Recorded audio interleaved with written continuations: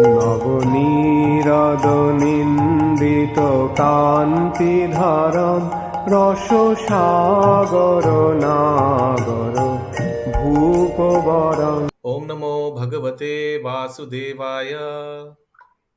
ओम नमो भगवते वासुदेवाय नमः। ओम नमो भगवते वासुदेवाय। ओम नमो भगवते वासुदेवाय। ओम नमो भगवते वासुदेवाय। ओम नमो भगवते वासुदेवाय।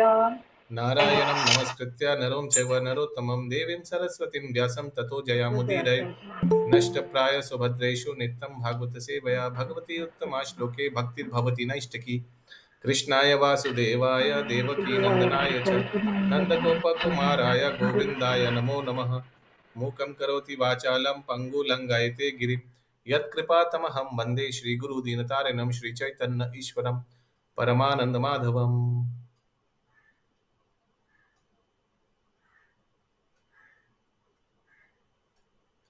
हरे कृष्णा। यस भारती माता जी। हम लोग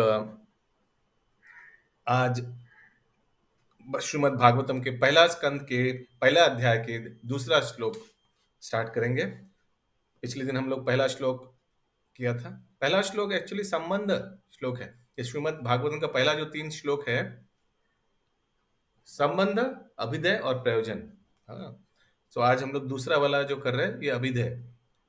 भगवान के साथ पहले हम लोग संबंध स्थापन करते हैं, उसके बाद हाँ भक्ति योग द्वारा हम लोग अभिधेय स्थापन करते हैं। और हम लोग का लक्ष्य क्या है? कृष्ण प्रेम, भगवत प्रेम, वो है प्रयोजन। वो कल हम लोग देखेंगे तीसरा श्लोक में। ओके, सो आप लोग मेरे बाद दोहराइए दूसरा श्लोक। धर्मो प्रोजित कैतवो अत्र परमो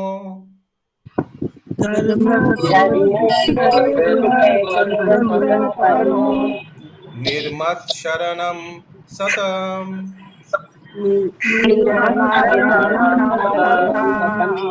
वेद्यान् वस्तवम् अत्र वस्तु शिवदम्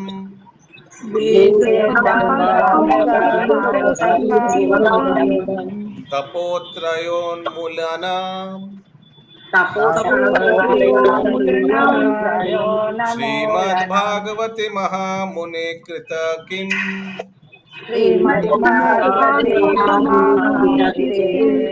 वापरेरीश्वरः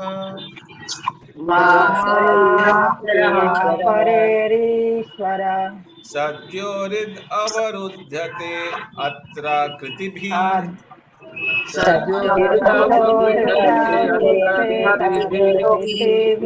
शुश्रूषुभिस्तत्क्षणात्। यस, शशि जसपाल माता जी, ट्रांसलेशन। यह भागवत पुराण भौतिक कारणों से प्रेरित होने वाले समस्त धार्मिक कृत्यों को पूर्ण रूप से बहिष्कृत करते हुए सर्वोच्च सत्य का प्रतिपादन करता है, जो पूर्ण रूप से शुद्ध हृदय वाले भक्तों के लिए बोधगम्य है। यह सर्वोच्च सत्य वास्तविकता यह है जो माया से पृथक होते हुए प्रभु के कल्याण के लिए है। ऐसा सत्य तीनों प्रकार के संतापों को समूल नष्ट करने वाला है। महामुनि व्यासदेव द्वारा अपनी परिपक्वावस्था में संकलित यह सौंदर्यपूर्ण भागवत ईश्वर साक्षात्कार के लिए अपने आप में पर्याप्त है। तो फिर अन्य किसी शास्त्र की क्या आवश्यकता है? जैसे जैसे कोई ध्यान पूर्वक तथा विनीत भाव से भागवत के संदेश को सुनता है, वैसे वैसे ज्ञान के इस संस्कार अनुशीलन से उसके हृदय में परमेश्वर स्थापित हो जाते हैं। हरि बोल, वेरी नाइस। इसीलिए जैसे जैसे श्रीमद् भागवतम हम लोग विनीत भाव से श्रवण करते हैं, तो ये प्रयोजन तत्व को बोल रहा है। प्रयोजन मैंने बताया था ना, संबंध, अभिधेय, अभिधेय प्रयोजन। तो ये अभिधेय तत्व को बोला जा रहा है। ठीक है महामंजरी माता जी, अभिदय तत्व यानी अपने लक्ष्य तक पहुंचने के लिए जो साधन, यानी भगवत भक्ति। तो यहाँ बोला जा रहा है ना, भागवतम को नियमित श्रवण करना चाहिए विनीत भाव से। सो दैट इज अभिदय, माने किस कैसे हम लोग उस लक्ष्य तक पहुंचेंगे, तो ये भक्ति योग से। ओके और यहाँ यह भी बोला जा रहा है कि ये भागवतम श्रवण करने से जो त्रिताप क्लेश है, लिखा है ना त्रिताप क्लेश, ये नष्ट हो जाता है। यस, कोई कुछ पूछ रहा था? हाँ प्रभु जी, ये फर्स्ट जो लाइन अनुवाद में भौतिक कारणों से प्रेरित होने वाले समस्त धार्मिक कृत्यों को पूर्ण रूप से बहिष्कृत करते, ये नहीं समझे प्रभु। हाँ, तो भौतिक कारणों से समस्त धार्मिक एक्टिविटीज, जैसे भौतिक कारण के लिए कुछ धार्मिक, जैसे क्या क्या भौतिक कारण हो सकता है? धन के लिए कोई धार्मिक कार्य करे, कोई नाम के लिए, कोई पुत्र प्राप्ति के लिए, कोई धन के लिए। हाँ, ये अलग अलग जो भौतिक कारण के लिए जो धार्मिक कार्य है, इससे रहित है ये श्रीमद् भागवतम। और ओके, तात्पर्य धर्म में 4 मूल विषय सम्मिलित हैं: पूर्ण कर्म, आर्थिक विकास, इंद्रिय तुष्ट तथा भव बंधन से मोक्ष। हाँ, तो इसको क्या बोलता है? इसको बोलते हैं 4 पुरुषार्थ। 4 पुरुषार्थ भौतिक, 4 पुरुषार्थ क्या है? धर्म, अर्थ, काम, मोक्ष। सो धर्म से प्रेरणा मिलके फिर क्या होता है? अर्थ उपार्जन होता है। धर्म लोग फॉलो करते हैं फॉर अर्थ, पैसे के लिए। हाँ, और उस पैसे जब मिल जाता है तो उससे क्या करता है? धर्म, अर्थ, काम। काम यानी इंद्र तृप्ति करता है। और जब इंद्र तृप्ति बहुत हो जाता है, फिर व्यक्ति क्या चाहता है? मोक्ष। हाँ, तो इसीलिए धर्म, अर्थ, काम, मोक्ष। लेकिन हम लोग भागवतम श्रवण करके भक्ति योग में आने के बाद हम लोग को पंचम पुरुषार्थ के बारे में ज्ञान होता है। और वो पंचम पुरुषार्थ क्या है? भगवत प्रेम, वो सबसे उच्च है। यस, आगे। अधार्मिक जीवन बर्बर अवस्था है। वस्तुतः मानव जीवन का समारंभ धर्म के सूत्रपात से होता है।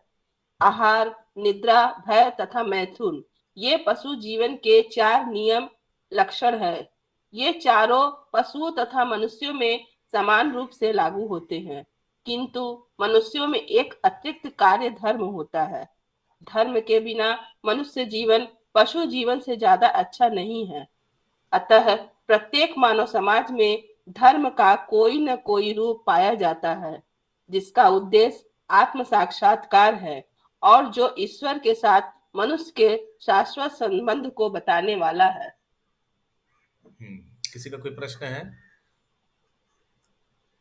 तो धर्म का मेन क्या उपलक्ष्य है? कैसे भगवान के साथ जीव को जोड़ा जाए।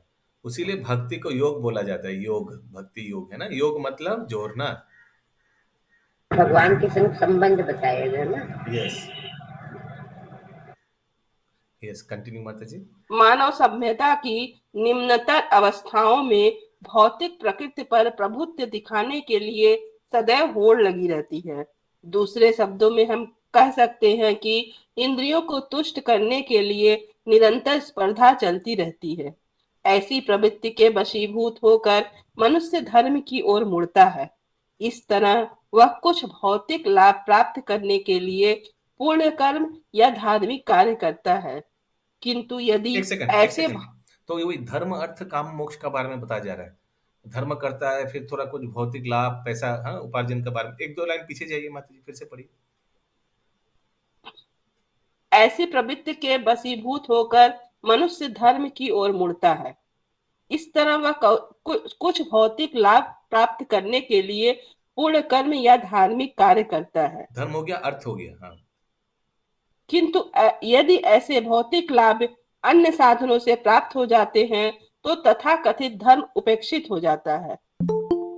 आधुनिक सभ्यता का यही हाल है। मनुष्य आर्थिक दृष्टि से संपन्न होता जा रहा है, अतः वर्तमान समय में वह धर्म में अधिक रुचि नहीं लेता। गिरजाघर, मस्जिदें या मंदिर एक तरह से अब निर्जन हैं।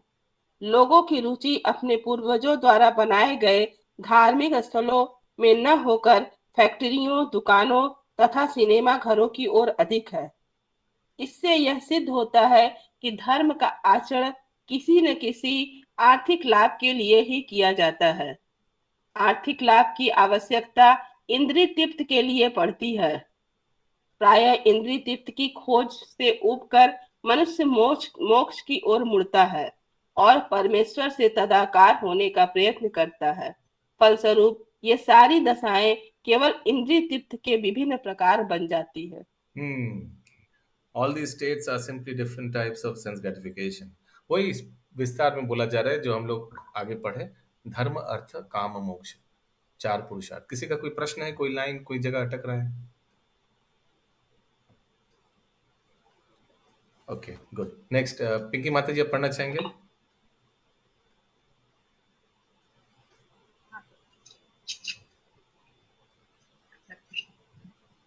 वेदों में उपयुक्त चारों कर्मों की संस्तुति नियामक के रूप में की गई है। नहीं, साउंड क्वालिटी अच्छा जिससे अच्छा इंद्र करिए, साउंड क्वालिटी और अच्छा क्लोज होना चाहिए साउंड। हाँ, बोलिए। जिससे इंद्र तृप्ति के लिए अनावश्यक स्पर्धा फिर उत्पन्न से न पढ़िए हो। माता, स्टार्टिंग से पढ़िए। किंतु वेदों में वेदों में उपयुक्त चारों कर्मों की संस्तुति नियामक के रूप में की गई है, जिससे इंद्र तृप्ति के लिए अनावश्यक स्पर्धा उत्पन्न न हो। किंतु श्रीमद् भागवतम इंद्र तृप्ति संबंधी इन सब कर्मों से परे है। यह नितांत दिव्य साहित्य है जो उन्हीं शुद्ध भगवत भक्तों द्वारा समझा जा सकता है जो स्पर्धात्मक इंद्र तृप्ति से परे रहते हैं। इस भौतिक जगत में पशु तथा पशु, मनुष्य तथा मनुष्य, समाज तथा समाज और राष्ट्र तथा राष्ट्र के मध्य तीक्ष्ण स्पर्धा चल रही है। लेकिन श्री भगवान के भक्त ऐसी स्पर्धा से बहुत परे रहते हैं। वे भौतिकवादी व्यक्ति से स्पर्धा नहीं करते क्योंकि वे भगवत धाम वापस जाने के मार्ग पर होते हैं, जहाँ जीवन शाश्वत तथा आनंदमय होता है। ऐसे अध्यात्मवादी द्वेष रहित और शुद्ध हृदय वाले होते हैं। भौतिक जगत में प्रत्येक व्यक्ति दूसरे व्यक्ति से ईर्ष्या करता है, अतएव स्पर्धा चलती रहती है। लेकिन श्री भगवान के दिव्य भक्त न केवल भौतिक ईर्ष्या द्वेष से रहित होते हैं, अपितु सबका कल्याण चाहते हैं और वे ईश्वर को केंद्र मानकर एक स्पर्धा रहित समाज स्थापित करने का प्रयास करते हरे रहते कृष्ण। हैं। हाँ, तो हम लोग देखते हैं भौतिक जगत में कितना रैट रेस बोलते हैं ना, रैट रेस, और एक दूसरे को धक्का मार के आगे आगे बढ़ने का लिए प्रयास करते हैं। लेकिन आध्यात्मिक जगत में भक्तों का संगत में ऐसा नहीं होता है। भक्तों का संगत में सब मिलके, भक्तों को मालूम है कि अकेला वो कुछ नहीं कर पाएगा, संगत में रहेगा तो बहुत कुछ कर पाएगा। हाँ, इसलिए धक्का धक्की नहीं होता है, एक साथ मिलके शास्त्र अध्ययन और भगवत चर्चा होता है। ये अलग एक फर्क है भौतिक एसोसिएशन और स्पिरिचुअल एसोसिएशन में। यस, आगे। प्रभु एक मिनट, ये जो स्टार्टिंग की 2 लाइन है, वेदों में उपयुक्त चारों कर्मों की संस्तुति नियामक के रूप में की गई है, जिससे इंद्रिय तृप्ति के लिए अनावश्यक स्पर्धा उत्पन्न न हो। तो अनावश्यक स्पर्धा कैसे उत्पन्न नहीं होगी? In the Vedas, the above mentioned 4 activities यानी धर्म अर्थ काम मोक्ष are prescribed in a regulative way. Regulative way यानी एकदम पशु जैसा नहीं। शास्त्र में कर सकते हो, जैसे मांसाहार करना है, इंद्र तृप्ति करना है, कर सकते हो। कैसे करना है मांसाहार? अमावस्या रात को जंगल के बीच में जाकर काली माँ को विग्रह को वो सामने उस पशु को बलि देने के आगे बोलना है कि मांस इस जन्म में मैं आपको काट के खाऊंगा, अगले जन्म में आप मुझे काट के खाना। फिर उसको बलि देकर भगवान काली को अर्पण करके फिर उनका प्रसाद ग्रहण करना। तो ये रेगुलेटेड है ना माता जी? रेगुलेटेड समझते हैं आप, माने नियमित, सम रेगुलेशंस लगाना। तो शास्त्र में ये सब के बारे में दिया हुआ है, इंद्र तृप्ति के बारे में, लेकिन रेगुलेटेड। लेकिन शास्त्र में और एक भी जगह है जहाँ भगवत प्रेम का बात बोला जाता है। जैसे हम बार बार बताते हैं कि हमारे पूरा शास्त्र में 90 to 93% कर्मकांड के बारे में बोलता है। ये करने से ये मिलेगा, ये करने से वो मिलेगा। सिर्फ 9 या 10% ही है जो शुद्ध भक्ति के बारे में बोलता है। तो जहां शुद्ध भक्ति के बारे में बोला जाता है, उस प्रसंग में क्या कभी ये बोलेगा कि आप मांसाहार करना है, अमावस्या के रात में जंगल में जाकर काली माँ को, हाँ, वहां नहीं बोला जाएगा ये सब। ये कहाँ बोला जाएगा? जो कर्मकांड सेक्शन है 93% वाले में, है ना। तो वही बोला जा रहा है यहाँ, श्रील प्रभुपाद बता रहे वेदों में जो 4 धर्म अर्थ काम मोक्ष, इसका रेगुलेटेड वे से बोला गया है। Okay, yes. और किसी का कोई प्रश्न है?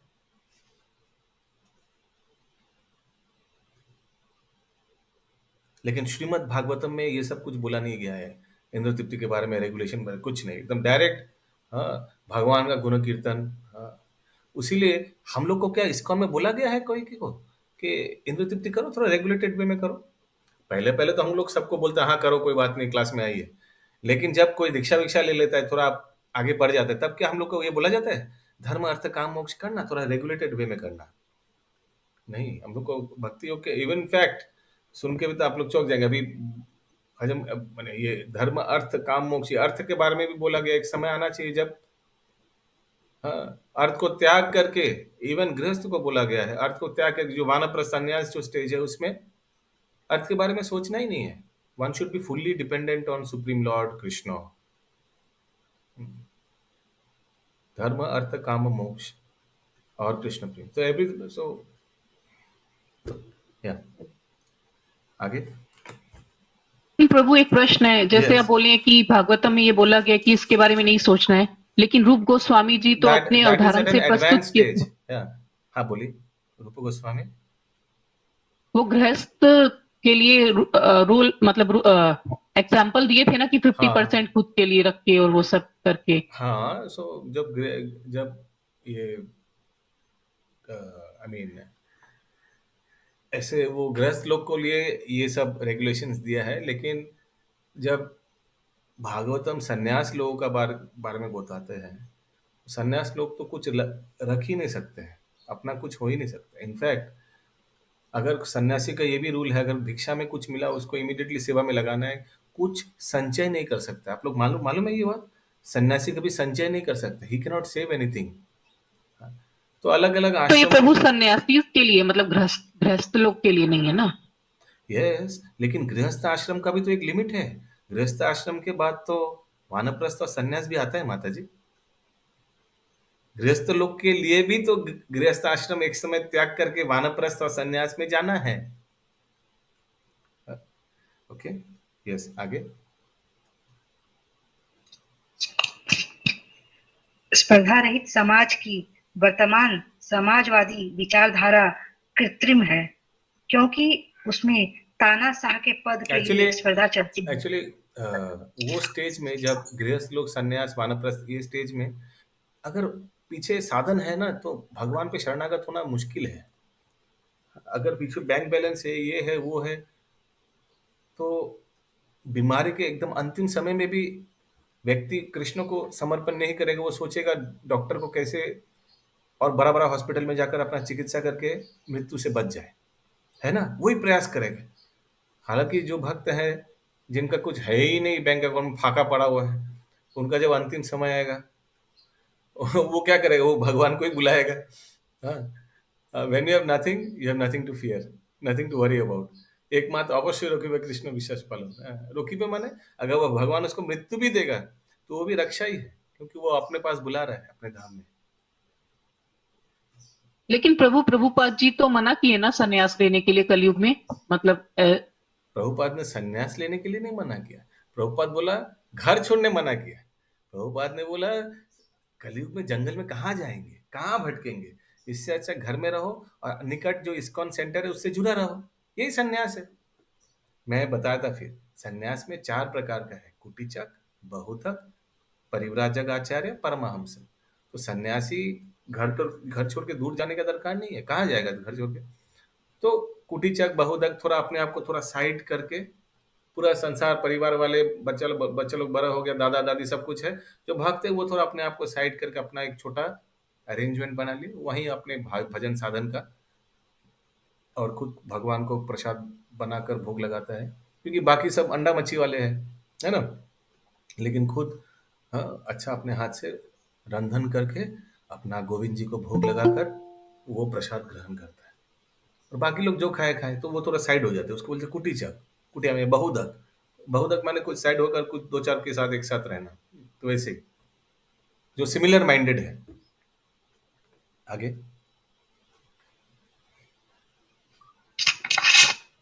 वेदों की दृष्टि से या सामान्य जन के क्रियाकलापों की दृष्टि से इंद्र तृप्ति ही भौतिक जीवन का मूलाधार है।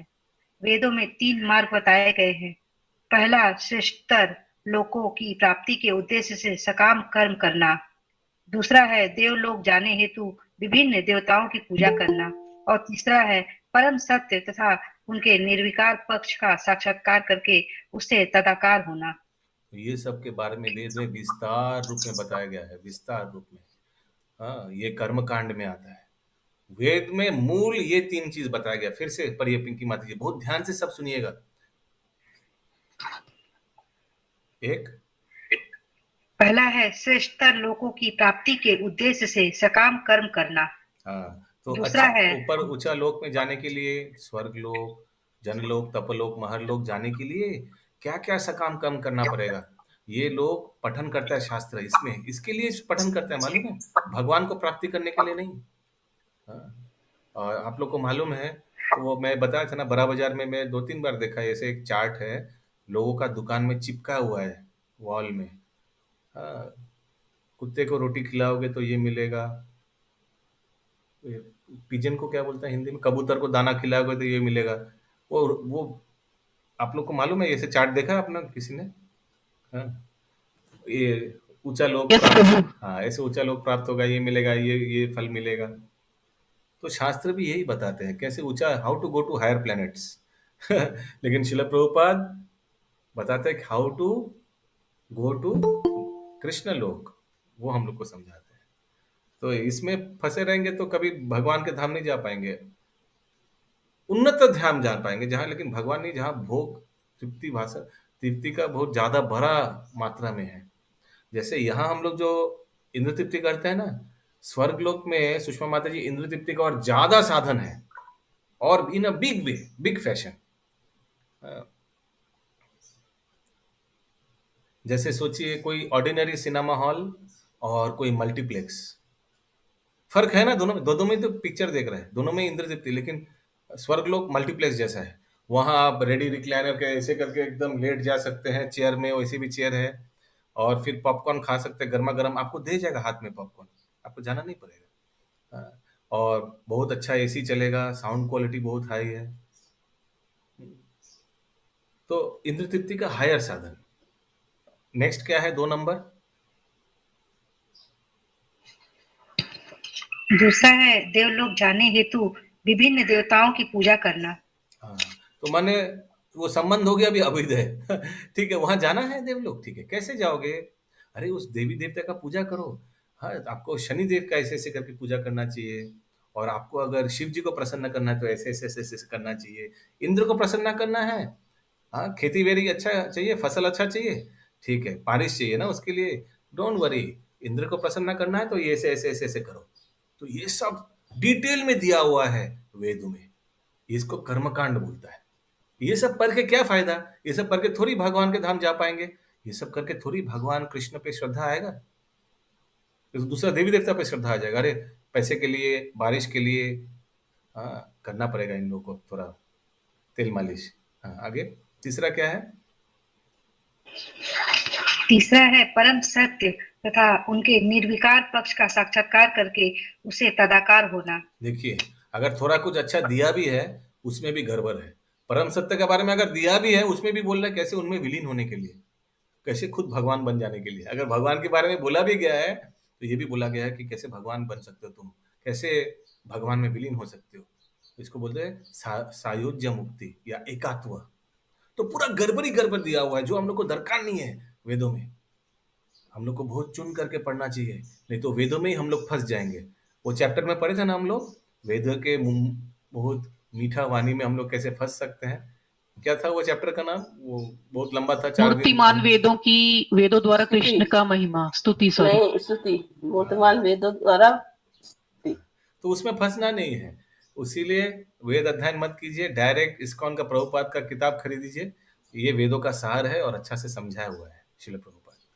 फंसने का कोई चांस नहीं है प्रभुपाद का किताब पढ़ने से। Yes, next paragraph Sushma Jaiswal माता जी। किंतु परम सत्य का निराकार पक्ष ही सर्वोत्कृष्ट नहीं है, इससे भी बढ़कर परमात्मा रूप है और इससे भी श्रेष्ठ है परम सत्य या श्री भगवान का साकार रूप। हम लोग 2,30,000 बार हम लोग क्लास में बता चुके हैं। ये 3 स्तर, ब्रह्म ज्योति, परमात्मा, भगवान, मालूम है ना रेखा माता जी? हाँ, बहुत बार। ये निम्न, मध्य, उच्च। निम्न क्या है? ब्रह्म ज्योति, भगवान का निराकार रूप। ज्योति को तो कोई आकार नहीं है, ज्योति है। उसके ऊपर क्या है? परमात्मा, भगवान हृदय में परमात्मा क्षीरोदक्षायी रूप में विराजमान है। और उससे ऊपर क्या है? भगवान, पूर्ण पुरुषोत्तम भगवान। यस, आगे। श्रीमद् भागवतम परम सत्य के साकार स्वरूप के विषय में जानकारी प्रदान करता है। यह समस्त निर्विशेषवादी साहित्य तथा वेदों के ज्ञान कांड विभाग से श्रेष्ठ है। तो यह कर्म कांड विभाग। भगवान श्री कृष्ण का कार्यकलाप के बारे में श्रवण करेंगे, भगवान के भक्तों के बारे में कार्यकलाप के बारे में श्रवण करेंगे, भगवान और भक्तों के बारे में दोनों में कैसे आदान प्रदान होता है। तो भगवान का रूप है, उसीलिए होता है ना ये सब। तो ये सब भगवान का आकार रूप का लीलाओं का वर्णन है श्रीमद् भागवतम में। आगे। यह कर्म कांड विभाग तथा उपासना कांड विभाग से भी उच्चतर है, क्योंकि यह पूर्ण पुरुषोत्तम भगवान श्री कृष्ण की पूजा का निर्देश करता है। कर्म कांड में और अधिक इंद्रिय तृप्ति के लिए स्वर्ग जाने की स्पर्धा चलती है। इसी प्रकार ज्ञान कांड तथा उपासना कांड में भी स्पर्धा चलती रहती है। श्रीमद् भागवतम इन सबसे श्रेष्ठ है, क्योंकि इसका लक्ष्य परम सत्य है। ये उपासना कांड जो ये ध्यान कांड है, हाँ? ज्ञान योग, कर्म कांड, ज्ञान कांड, उपासना कांड यानी ध्यान। आगे। क्योंकि इसका लक्ष्य परम सत्य है, जो इन समस्त विभागों का मूल है। श्रीमद् भागवतम से मूल तत्व तथा श्रेणियां दोनों जाने जा सकते हैं। यह मूल तत्व परम सत्य परमेश्वर है और अन्य सभी प्राकृत शक्ति के सापेक्ष रूप हैं। उसीलिए देखिए, ये दूसरा श्लोक में श्रीमद् भागवतम का महिमा बोला गया है। पहला श्लोक में भगवान का साथ जीव का संबंध, दूसरा श्लोक में वो था संबंध, 1 नंबर श्लोक। 2 नंबर अभिधेय। अभिधेय यानी ठीक है, भगवान को प्राप्त कैसे करेंगे? वो श्रीमद् भागवतम है वो प्राप्त का इंस्ट्रूमेंट। इंस्ट्रूमेंट को क्या बोलते हैं? इंस्ट्रूमेंट को क्या बोलते हैं हिंदी में? वही है माध्यम। माध्यम, हाँ। तो श्रीमद् भागवतम के बारे में बोला गया है, उसीलिए इसका महिमा मंडल किया गया है। दूसरा श्लोक का तात्पर्य में श्रील प्रभुपाद ने किया। कंटिन्यू माता जी। मूल तत्व से अलग कुछ नहीं है, किंतु साथ ही संपूर्ण शक्तियां मूल तत्व से पृथक है। यह विचारधारा विरोध मूलक है नहीं है। श्रीमद् भागवतम वेदांत शुद्ध। भगवान का जितना भी शक्तियां हैं वो भगवान से अभिन्न है, क्योंकि भगवान से तो निकला हुआ है ना, लेकिन भगवान से भिन्न भी है। अंतरंग शक्ति से इंद्रावती माता जी भगवान का धाम नियंत्रण होता है। बहिरंगा शक्ति से भगवान का जो जड़ जगत है वो नियंत्रण होता है, और तटस्थ शक्ति साक्षात जीव है, तो अलग भी है ना। और दूसरी तरह से अगर देखा जाए सब एक ही है, क्योंकि सब तो भगवान ही स्रोत है सबका, सब अलग अलग शक्तियों का। आगे। हरे कृष्णा प्रभु जी। yes. प्रभु जी, उद्भाषण शक्ति क्या हुआ? कहाँ लिखा है ये लाइन? प्रभु जी, जो अभी माता जी पढ़ी एकदम लास्ट लाइन, यह मूल तत्व परम सत्य परमेश्वर है और अन्य सारे उद्भाषण शक्ति के सापेक्ष रूप हैं। हाँ, इसमें लिखा है रिलेटिव फॉर्म, रिलेशन में, यानी the substance is the absolute truth, the supreme lord and all emanations are relative form of energy, यानी उनसे निकला हुआ रिलेटिव रिलेशन में, उनसे संपर्कित। हाँ, दैट्स द वर्ड। फिर से पढ़ी वो लाइन हिंदी में सुषमा माता जी। यह मूल तत्व परम सत्य परमेश्वर है और अन्य सभी प्राकृत शक्ति के सापेक्ष रूप है, जो प्रकट हुआ है प्रभु। हाँ, ठीक है, व्हाटएवर जो प्रकट हुआ है, जैसे क्या क्या है? तटस्थ शक्ति, बहिरंगा शक्ति, ये मूल शक्ति यानी भगवान कृष्ण से रिलेशन में है, संपर्कित है। यस, कंटिन्यू माता जी। मूल तत्व से अलग कुछ नहीं है, किंतु साथ ही संपूर्ण शक्तियां मूल तत्व से पृथक है। ये विचारधारा विरोध मूलक नहीं है। श्रीमद् भागवतम वेदांत सूत्र के इस एक साथ एक तथा भिन्न होने के भेदाभेद दर्शन को स्पष्ट रूप से घोषित करता है, जो जन्माद्यस्य सूत्र से प्रारंभ होता है। यह ज्ञान की श्री भगवान की शक्ति श्री भगवान के साथ एक तथा उनसे भिन्न भी है। तो जन्माधस्य यानी पहला श्लोक का जो पहला लाइन में दिया गया जन्माधस्य, जन्मादि अस्य यानी जन्म आदि, यानी जन्म माने सृष्टि, आदि माने स्थिति और प्रलय। जन्म, स्थिति, प्रलय यानी सृष्टि, स्थिति, प्रलय। ये सभी भगवान के अलग अलग शक्तियों का विस्तृत रूप से हो रहा है। यानी भगवान श्री कृष्ण का जो बहिरंग शक्ति का और एक प्रकाश है विष्णु, और ये विष्णु का मेनली क्या कार्य है?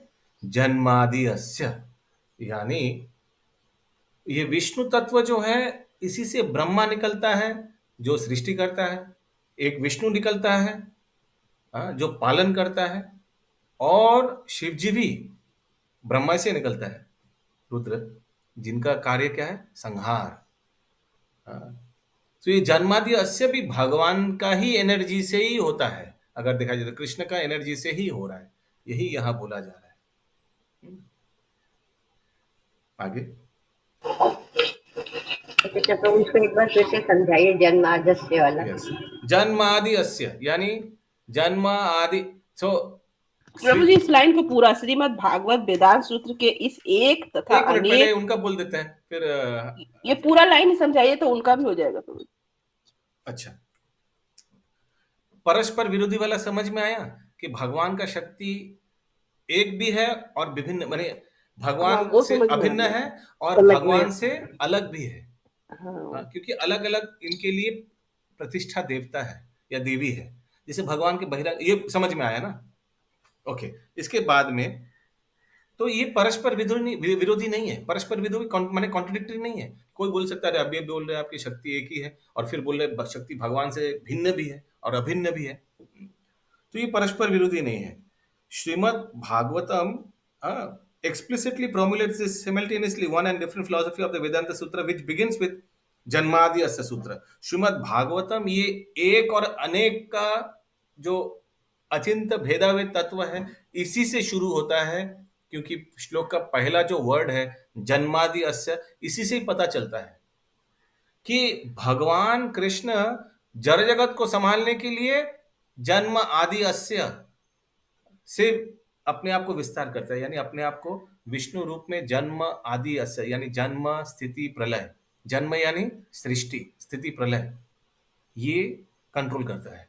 Krishna does not directly control जन्म सृष्टि स्थिति प्रलय।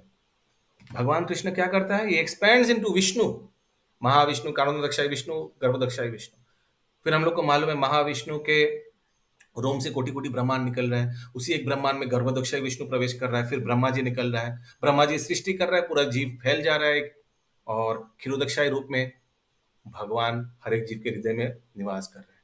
तो ये जो हो रहा है ये भगवान का ही एक शक्ति है, लेकिन Krishna is not involve. All वही बोला जा रहा है, एक भी है भिन्न भी है, अचिंत्य भेदाभेद तत्व। सो ये शक्ति जो है भगवान से निकला हुआ है, लेकिन इंडिपेंडेंटली काम कर रहा है, इंडिपेंडेंटली। इसमें भगवान इंटरफियरेंस नहीं करता है, वही इस जन्मादि अस्य वर्ड से समझा जा रहा है।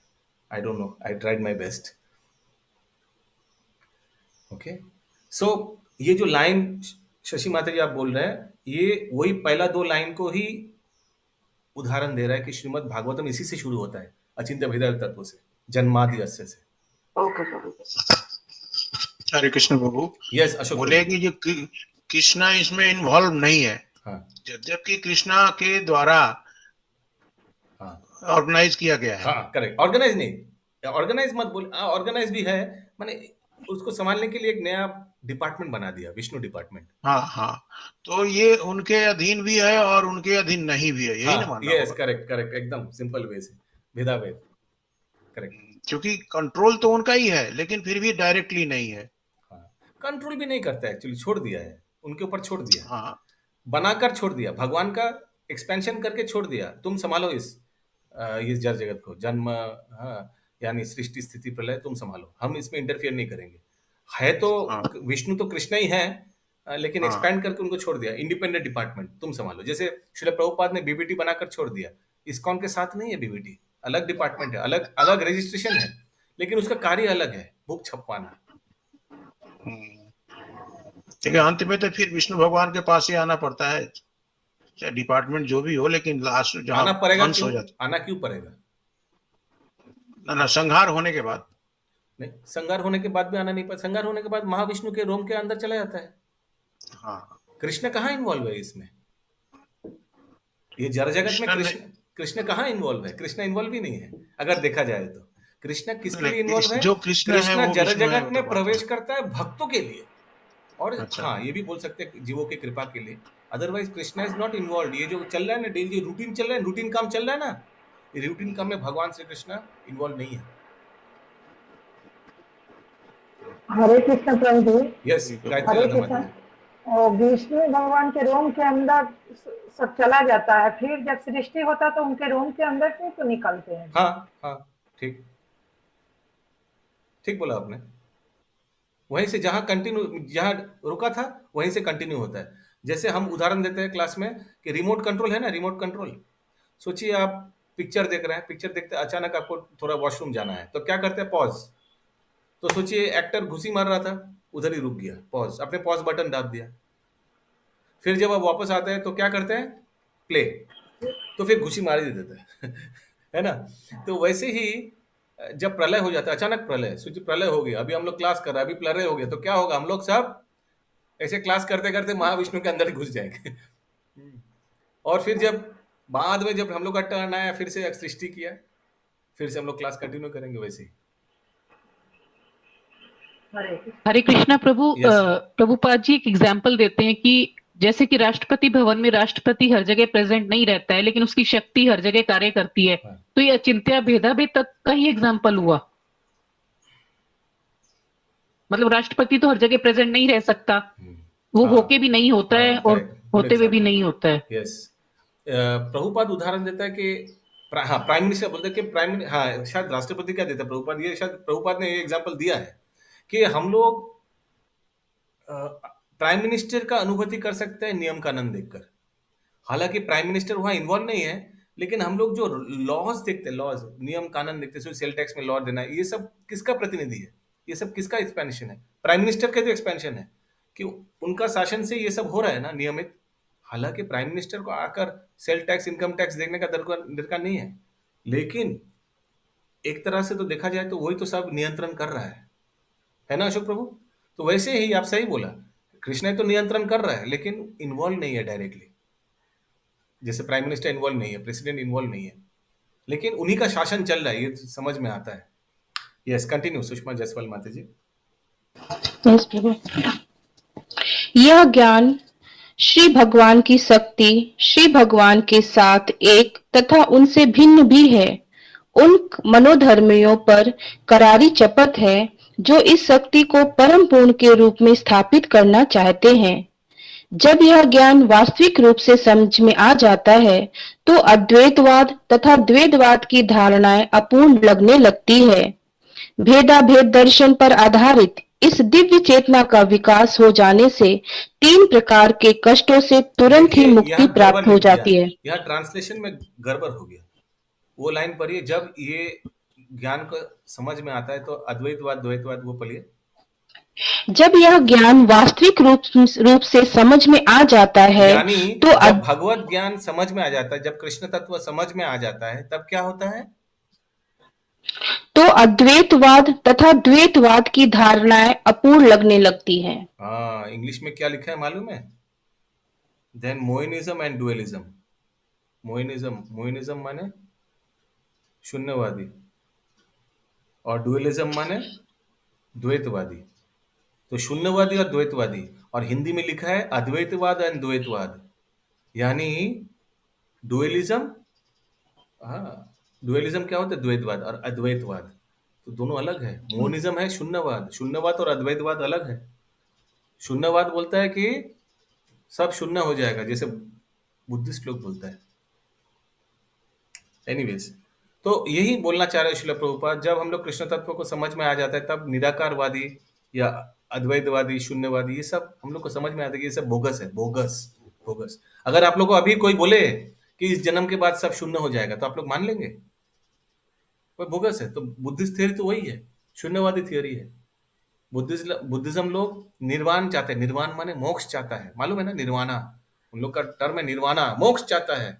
उन लोग जब करता है बुद्धम शरणम गच्छामि, उन लोग दूर जंगल में मोनेस्ट्री बनाता है और संसार में वे लोगों का साथ नहीं रहता है, दे अलूफ देमसेल्फ, और उन लोग चाहता है कि इसी जन्म में हम लोग सब पैकिंग करके घर वापस एकदम शून्य मिटा देंगे, माने बैक टू गॉड या भगवान के धाम बोल के कुछ कॉन्सेप्ट ही नहीं है, शून्य, एकदम शून्य में विलीन हो जाएंगे, खत्म, अपने अस्तित्व खत्म। यानी ये पेंसिल रबर लेंगे, पेंसिल रबर लेके अपने आप को मिटा देंगे, एकदम अपना अस्तित्व खत्म। ये उन लोगों का कॉन्सेप्ट है, इसको बोलते हैं मोइनिज्म कॉन्सेप्ट, मोइनिज्म। लेकिन ये गड़बड़ है, खत्म तो होता है नहीं, आत्मा का कोई मृत्यु ही नहीं होता है, आत्मा आदि अनादि है। जैसे भगवान अनादि आदि है, वैसे जीव भी आदि अनादि है। हाँ, तो ये गलत है। तो उसीलिए जो भक्त हैं उनको अगर मोइनिज्म का थियरी देंगे तो बोलेगा बोगस थियरी है, बेकार है। जो भक्त है उनको अगर बोलेंगे कि भगवान निराकार है, भगवान का आकार नहीं है, रूप नहीं है, या अगर बोलिएगा कि भगवान में हम लोग विलीन हो जाएंगे, तो बोलेगा बोगस थियरी है, बेकार थियरी है, भगवान कैसे विलीन होंगे? हम लोग मृत्यु के बाद अगर सोचिए भगवान का धाम प्राप्त भी हुआ, वहां जाकर तो हम लोग भक्ति रहेंगे, दासी रहेंगे भगवान का। वही बोला जा रहा है आगे। भेदाभेद दर्शन पर आधारित इस दिव्य चेतना का विकास हो जाने से 3 प्रकार के कष्टों से तुरंत ही मुक्ति प्राप्त हो जाती है। ये 3 प्रकार के कष्ट हैं। नंबर 1, मन तथा शरीर से उत्पन्न दुख। यानी नंबर 2, अन्य जीवों द्वारा पहुंचाए गए दुख आदि भौतिक। तथा 3, प्राकृतिक विपदाओं से उत्पन्न दुख जिन पर किसी का वश नहीं होता, यानी आदि दैविक। क्लियर है ना सबको? आगे पढ़िए। श्रीमद् भागवतम का शुभारंभ परम पुरुष के प्रति भक्त के आत्मसमर्पण शरणागति से होता है। क्योंकि भागवत गीता में बोला, लास्ट संदेश क्या दिया? सर्वधर्मान परित्यज्य मामेकम शरणम व्रज।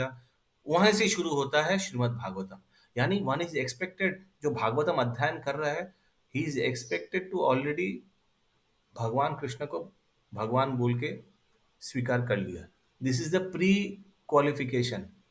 उसीलिए नियमित आधार से पढ़ना चाहिए, पहले भागवत गीता, फिर भागवतम, फिर चैतन्य चरितामृत।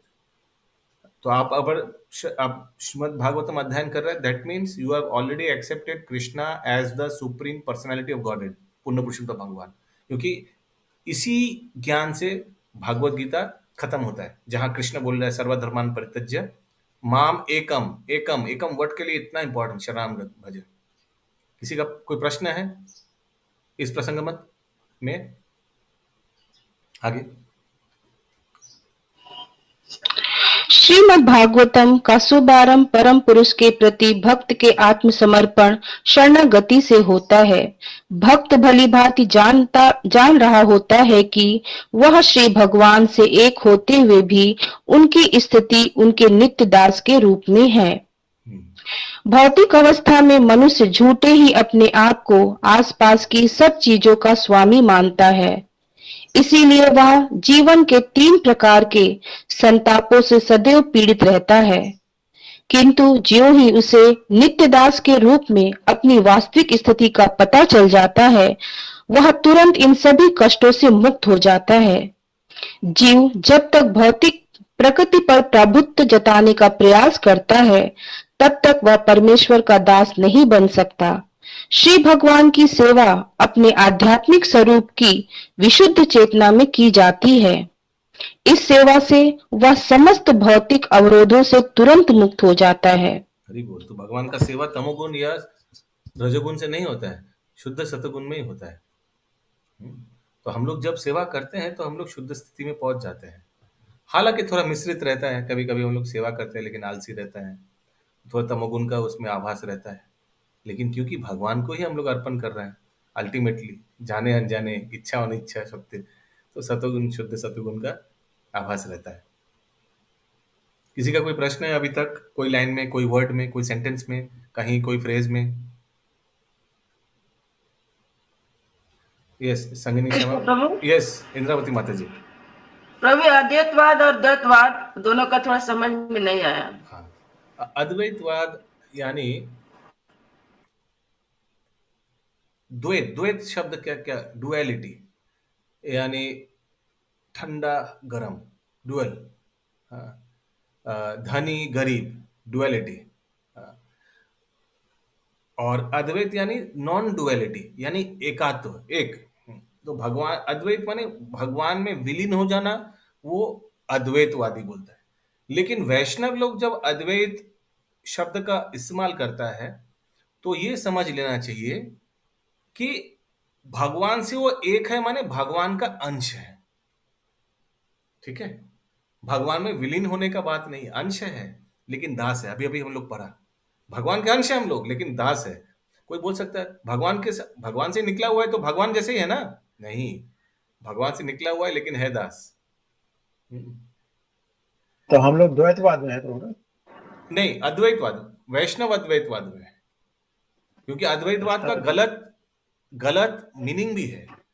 अद्वैतवाद का गलत मीनिंग है कि हम लोग भगवान में विलीन हो जाएंगे, क्योंकि एक है, एकात्व, भगवान और हम एक, एकात्मवाद। हाँ, तो ये गलत है। तो अद्वैतवाद का सही कॉन्सेप्ट अगर आप सही है तो वैष्णव अद्वैतवाद एकदम सही है, यानी हम लोग भगवान के अंश है लेकिन भगवान नहीं है, उस हिसाब से अद्वैतवाद। बुझते पाচ্ছেন সবাই? किसी को डाउट है तो पूछिए। हम लोग भगवान से निकला है, उसीलिए अद्वैतवाद है। प्रभु जी द्वैतवाद में कौन लोग आएंगे? द्वैतवाद में डुअलिज्म, यानी जो भगवान का अस्तित्व को मानता ही नहीं है, नास्तिक भी आएगा। इट डजंट एक्सेप्ट ओनली, हम भगवान है ही नहीं, अस्तित्व ही को मानता नहीं है। या निराकारवादी भी आएगा, जो भगवान का अस्तित्व तो मानता है लेकिन बोलता आकार ही नहीं है और खुद को अलग मानता है। तो वही बहुत, ये कॉमन प्लेटफॉर्म है, इसमें बहुत कुछ आ सकता है। जैसे मायावाद, मायावाद इज अ बिग टर्म, उसमें कितना अलग अलग लोग आता है, अलग अलग कॉन्सेप्ट आता है। कोई अगर प्रभुपाद कितना बार मायावाद को इस्तेमाल किया है, कभी कभी जो देवी उपासना है, उपासक है, उसको भी मायावाद बोला, डेमी गॉड वर्शिपर्स को मायावाद बोल के प्रभुपाद ने संबोधन किया। सो डिपेंड करता है, वो कॉन्टेक्स्ट को पढ़ना पड़ेगा और then we can understand Prabhupada क्या बोलना चाह रहे हैं। यस अशोक प्रभु बोल रहे प्रभु कि यहाँ इस शब्द का अर्थ द्वैतवाद और अद्वैतवाद, एकात्मवाद और अनेकात्मवाद, यहाँ ये भी आ सकता है कि जो कोई, जैसे हम लोग सिर्फ और सिर्फ कृष्ण को मानते हैं, यस, और तो ये हो गया अद्वैतवाद। आपके कथनानुसार ये भी मीनिंग रह सकता है। और एक है कि द्वैतवाद, यानी कि एक से अधिक, वो कृष्ण भी है, राम भी है, शिव भी है, गणेश भी है, बड़े गुड गुड, उसको ले सकते हैं द्वैतवाद में। लेकिन द्वैतवाद यूजुअली मींस सभी को मानते हैं, लेकिन द्वैतवाद यूजुअली मींस एक तरह भगवान और एक तरह जीव। ओके अशोक प्रभु, हाँ, और यानी भगवान और जीव एक या भगवान और जीव अलग, अलग में भी भेद है द्वैतवाद में। क्या? भगवान निराकार, जीव है लेकिन भगवान निराकार। और एक भी हो सकता है भगवान ब्रह्म ज्योति, और एक भी हो सकता है भगवान का अस्तित्व नहीं, नास्तिक, सिर्फ जीव है। ओके, सो ये आप जो बोल रहे हैं कि भगवान और देवी देवता, तो फिर जीव का कहाँ गया? समझ में आ रहा है अशोक प्रभु मैं क्या बोल रहा हूँ? वेर इज लिविंग एंटिटी, सेवक कहाँ है? ओके, ये भी एक गुड विषय है। या थैंक यू। Yes continue.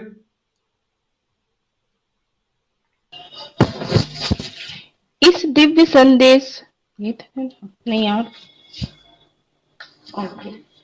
इसके अलावा श्रीमद् भागवतम श्रील व्यासदेव द्वारा वेदांत सूत्र पर की गई व्यक्तिगत टीका है। इसका लेखन उन्होंने अपनी आध्यात्मिक जीवन की परिपक्व अवस्था में श्री नारद मुनि के अनुग्रह से किया, श्री व्यासदेव भगवान श्री नारायण के प्रामाणिक अवतार हैं, अतः उनकी प्रामाणिकता पर किसी प्रकार का प्रश्न नहीं उठाया जा सकता। वे अन्य सभी वैदिक साहित्य के भी रचयिता हैं, तो भी वे श्रीमद्भागवतम के अध्ययन को उन सब से बढ़कर बताते हैं। अन्य पुराणों में विभिन्न विधियां दी गई हैं, जिनके द्वारा देवताओं की पूजा की जा सकती है। जैसे शिव पुराण है और क्या क्या पुराण है, जैसे अलग अलग देवी देवता का उपासना कर सकते हैं। और क्या क्या पुराण, थोड़ा नाम बुलाइए, 2-3 अलग अलग देवी देवता का। मत्स्य पुराण है, देवी पुराण है, पद्म पुराण है, और भी पुराण, गरुड़ पुराण है, प्रभु बहुत सारे पुराण है इसी प्रकार। आगे। किंतु श्रीमद् भागवतम में केवल परमेश्वर का उल्लेख है। परमेश्वर समग्र शरीर है और अन्य सभी देवता इस शरीर के विभिन्न अंग हैं। फलस्वरूप परमेश्वर की पूजा करने पर अन्य देवताओं की पूजा करने की आवश्यकता नहीं रहती। परमेश्वर तुरंत ही भक्त के हृदय में स्थित हो जाते हैं।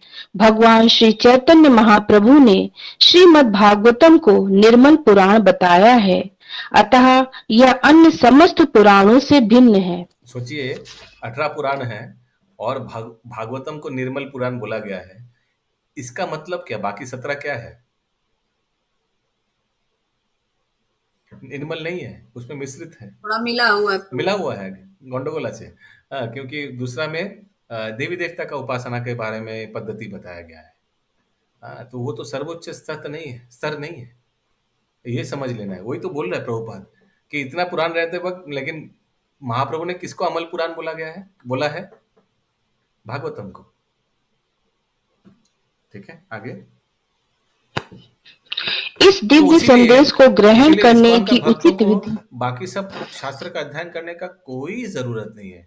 18 पुराण पढ़ने का लिए कोई जरूरत नहीं है। 18 पुराण का सार जो मेन इंपॉर्टेंट है, भागवत पुराण, वो पढ़ने से चल जाएगा। That is enough.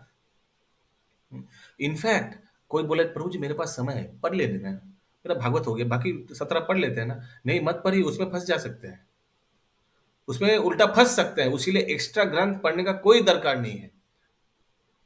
ओके, देखिए, ये प्रभुपाद की कृपा से हम लोग को गाइड मिला है। हम लोग को मालूम है कि क्या करना है, वही करना है। जैसे हम लोग क्या हो गया अभी, वो रेस का घोड़ा जैसे हो गया। रेस का घोड़ा का आंख का साइड में 2 पट्टी लगाया जाता है। मालूम है ना आप लोगों को, कि घोड़ा यहाँ वहां ना देख पाए, एकदम भगवत धाम की ओर देख पाए, तो वहीं भागेगा। और यहाँ वहां देख लिया तो भागते भागते कहीं वहां चला जाएगा, कोई यहाँ चला जाएगा, नरक में चला जाएगा, कोई दूसरी जगह चला जाएगा। ठीक है ना? तो इसीलिए Prabhupada didn't want us to do any मिश्रित भक्ति, और हम लोग को भटकना नहीं चाहते हैं। उसीलिए इतना शास्त्रों लेके निचड़ के एकदम सार दे दिया और बोला, हे मेरे शिष्यों, सिर्फ यही पढ़ना, ऐसे इन प्रामाणिक भक्तों से श्रवण करना, और यही प्रामाणिक ग्रंथ पढ़ना, बाकी पढ़ने का दरकार नहीं है। तो इसीलिए किसी को दूसरा शास्त्र अध्ययन करने का कोई जरूरत नहीं है। अगर आप लोग कर रहे हैं तो नहीं कर सकते, उसको just stop it, there is no need, only read Srila Prabhupada books, enough. Yes, आगे। इस दिव्य संदेश को ग्रहण करने की उचित विधि यह है कि इसे विनीत भाव से सुना जाए। चुनौती देने की प्रवृत्ति से इस दिव्य संदेश को ग्रहण करने में मदद नहीं मिल सकती। तो प्रश्न हो सकता है, यू कैन हैव क्वेश्चन। हाँ, आपका प्रश्न है तो आप पूछ सकते हैं, दैट इज एब्सोल्युटली फाइन। लेकिन चुनौती मीन्स क्या? चुनौती वर्ड जहां आता है वो सामने को छोटा करने का बात आ जाता है। हाँ, चैलेंजिंग। सो वहां जो प्रश्न करता है उसका ये उद्देश्य नहीं कि उसको उत्तर चाहिए, उसका उद्देश्य अलग हो जाता है कि सामने वाले को छोटा करना, या जो कथा हो रहा है उसको छोटा करना। तो ऐसे होने से भागवतम रिवील नहीं होगा, प्रकाशित नहीं होगा उसके हृदय में। आगे।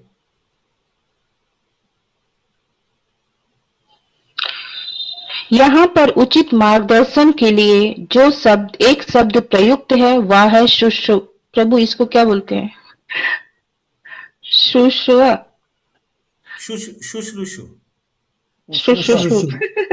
हाँ, फिर से पढ़िए, और एक बार पढ़िए। यहाँ पर उचित मार्गदर्शन के लिए जो एक शब्द प्रयुक्त है वह है शुश नहीं समझ में आ रहा प्रभु। सुसु नहीं, शुश्रूषी। शुश्रूषी यानी बहुत मन लगाकर श्रवण करना, मन लगाकर श्रवण करना, उसको बोलते हैं शुश्रूषु। हाँ, तो मन लगाकर श्रवण करना चाहिए।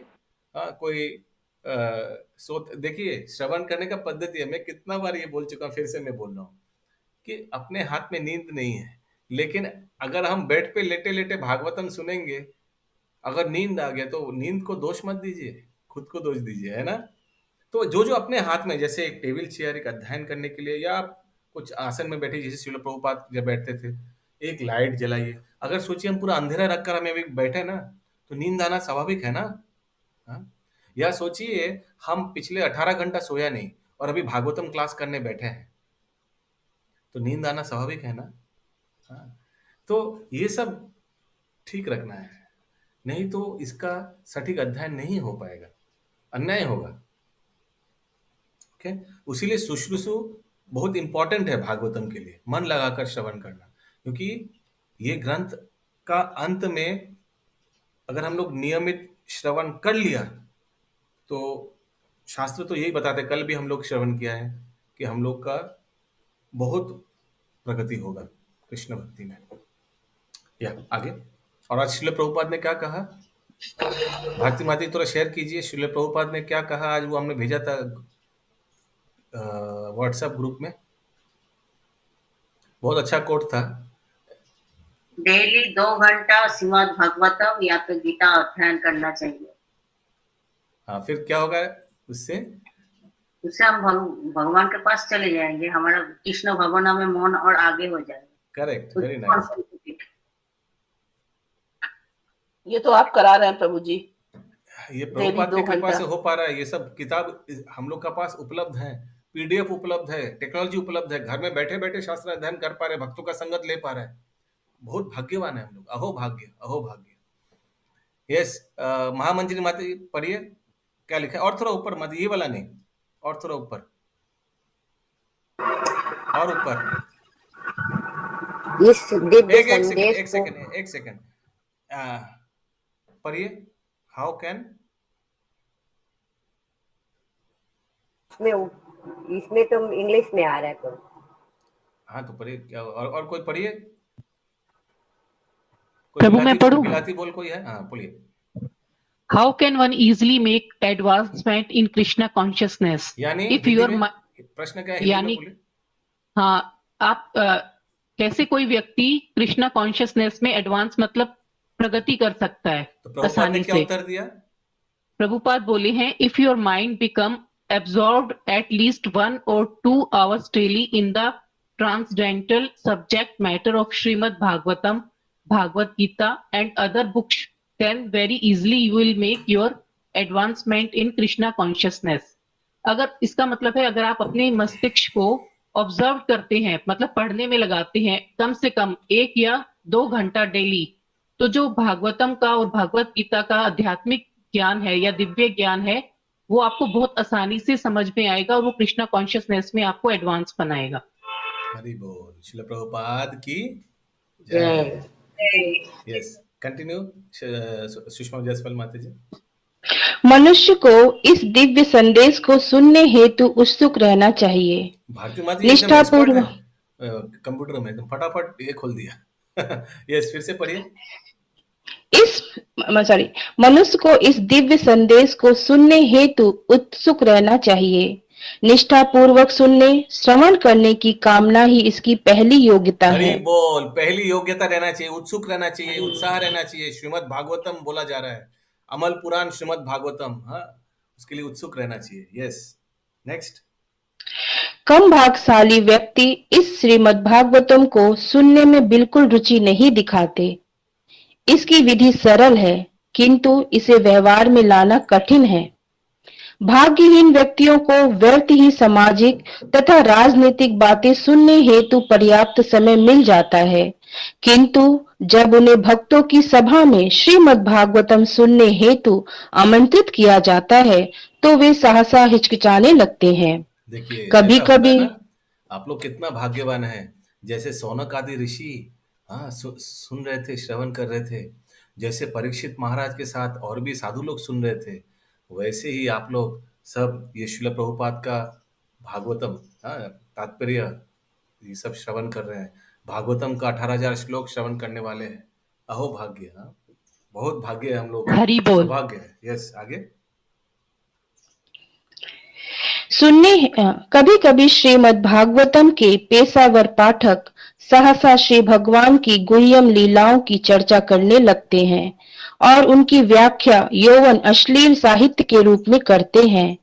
श्रीमद् भागवतम को प्रारंभ से ही सुनना चाहिए। जो मनुष्य इस ग्रंथ को आत्मसात करने योग्य है, उनका उल्लेख इसी श्लोक में है। कोई व्यक्ति अनेक पुण्य कर्मों के पश्चात श्रीमद् भागवतम सुनने के योग्य बन पाता है। हरि बोल, हरि बोल।